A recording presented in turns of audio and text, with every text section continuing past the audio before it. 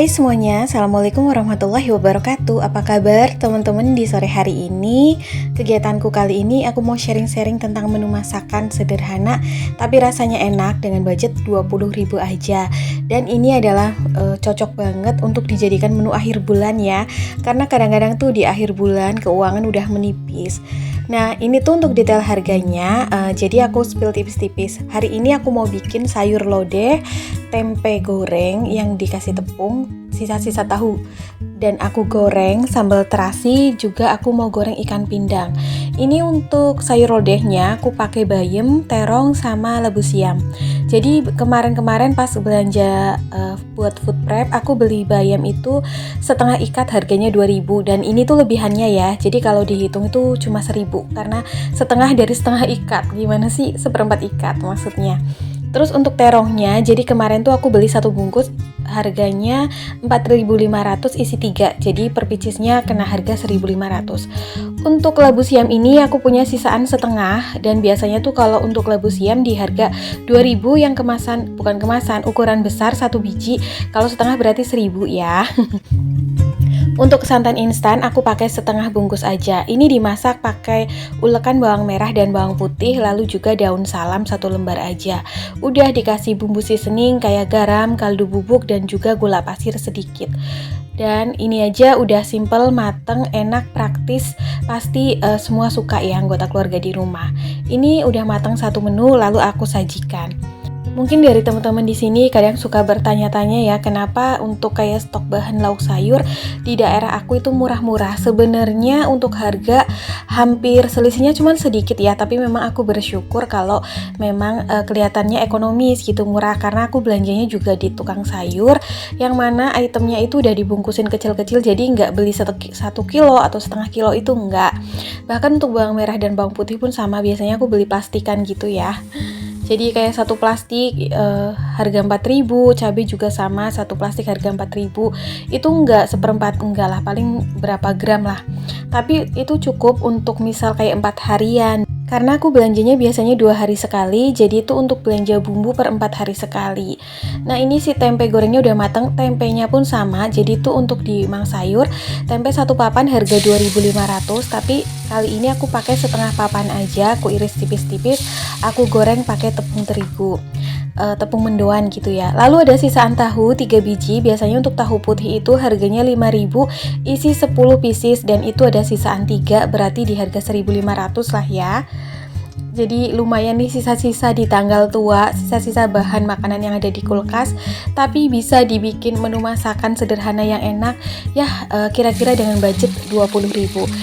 Untuk cabai, ini untuk sambal ya, untuk cabai rawit itu di harga 4.000, tapi aku cuma pakai sedikit gitu beberapa. Terus untuk cabai keritingnya juga hanya beberapa ya, sama harga per plastiknya itu 4.000, aku hanya pakai 5 biji kalau nggak salah.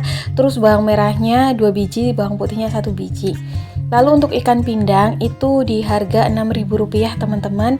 Jadi lumayan ekonomis ya, karena itu nggak terlalu besar ukurannya. Isiannya ada 4, biasanya ada yang isi 3. Kalau yang besar banget tuh isinya 2. Jadi udah berapa nih kira-kira totalannya teman-teman.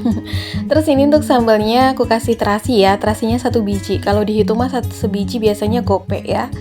Untuk sambal aku pakai bumbunya sama kayak garam, kaldu bubuk atau kaldu jamur, micin, dan juga gula putih karena gula merah aku lagi habis.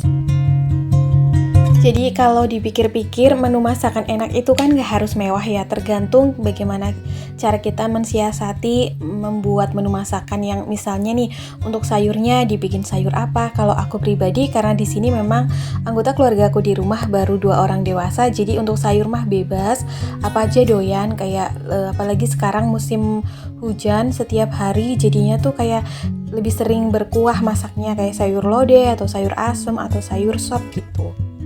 Kadang juga ada ya untuk sayuran itu udah di packing di mang sayur gitu loh, ada yang 1 pack untuk sayur sop, 1 pack untuk sayur asem, 1 pack untuk sayur lodeh.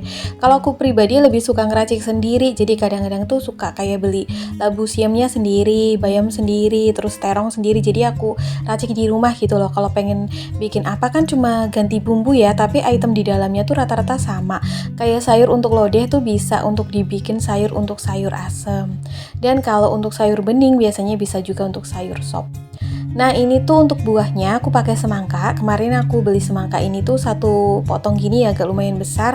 Ini 5.000 di Mang Sayur teman-teman. Jadi lumayan ya, bisa untuk cuci mulut juga.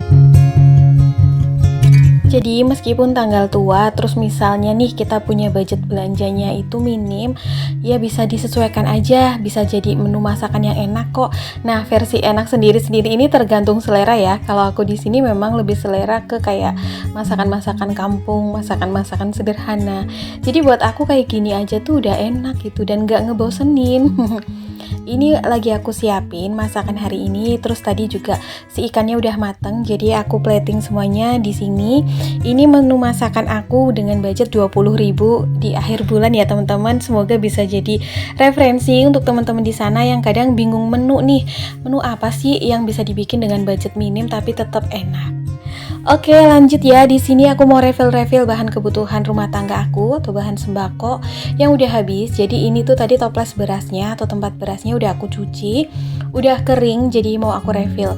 Memang udah jadi kebiasaan ya, entah itu tempat beras, tempat gula, atau tempat minyak. Biasanya sebelum diisi ulang, aku suka cuci dulu sampai bersih dan juga ditiriskan sampai kering, supaya nggak ada sisa-sisa bau dari barang atau bahan yang lama gitu ya, supaya lebih aman aja gitu. Karena kan meskipun kadang-kadang bahan kebutuhan pangan yang kita beli ini packagingnya tuh kayak kemasan yang rapat, yang safety, tapi kan expired tiap bahan itu beda-beda ya. Misalnya nih kayak sisaan barang di toples, kalau misal nggak dicuci, yang lebih dulu habis itu kan expirednya lebih pendek. Dan meskipun kita ngisinya barang baru, tapi aku takutnya tuh ada sisa-sisa bau atau sisa-sisa bahan gitulah ya. Nah ini kecuali gula pasir ya. Kalau gula pasir mah karena tinggal sedikit gitu ya, jadi sekalian aja deh, karena ini juga belum lama aku cuci toplesnya. Jadi untuk gula pasir biasanya aku bagi dua, yang toples agak panjang itu untuk kayak bikin-bikin teh atau kopi, lalu yang toples kecil itu biasanya untuk bumbu masak. Aku refill beras tadi yang kemasan 2,5 kilo ya teman-teman, karena di sini belanja sembako dan kebutuhan rumah tangga biasanya aku lakukan seminggu sekali, dan kebutuhan beras dalam seminggu sekali itu 2,5 kilo. Lalu untuk gula pasir biasanya 1 kilo ini cukup untuk 1 bulan, jadi mungkin refillnya itu sebulan sekali. Terus untuk minyak goreng dalam kebutuhan seminggu sekali itu 1 liter ya. Jadi aku nanti refillnya yang kemasan 1 liter. Karena sekarang setiap belanja itu dibikin seminggu sekali gitu. Siapa di sini teman-teman dan bunda-bunda yang suka dengan kegiatan mengisi ulang atau refill dan restock? Aku juga suka ya, nggak tahu kenapa kayak recharge aja gitu energinya, bikin mood jadi bagus. Padahal cuma refill barang ya, kayak barang kebutuhan rumah tangga pula, tapi happy aja gitu ngejalaninnya. Dan di sini pun aku mau refill minyak goreng. Ini juga tempatnya udah aku cuci, udah kering, udah aku tiriskan. Jadi enak aja gitu loh kalau buat mau nge-refill barang yang baru atau minyak yang baru tuh nggak licin tempatnya, terus nggak ada sisa-sisa bau dari minyak yang sebelumnya. Ini udah masuk di akhir bulan banget ya, di tanggal 30. Mungkin ada bunda-bunda yang udah pada belanja bulanan juga, udah pada budgeting, udah pada gajian juga. Yang gajiannya tanggal muda, besok udah tanggal 1 nih, pasti udah lebih bersemangat ya menyambut tanggal muda. Pokoknya apapun itu, kita harus tetap happy, bersemangat, menjalani hari-hari dengan penuh rasa syukur dan sukacita. Teman-teman, sampai di sini dulu ya video aku hari ini. Semoga apa yang aku share hari ini bermanfaat. See you next video. Assalamualaikum. Bye.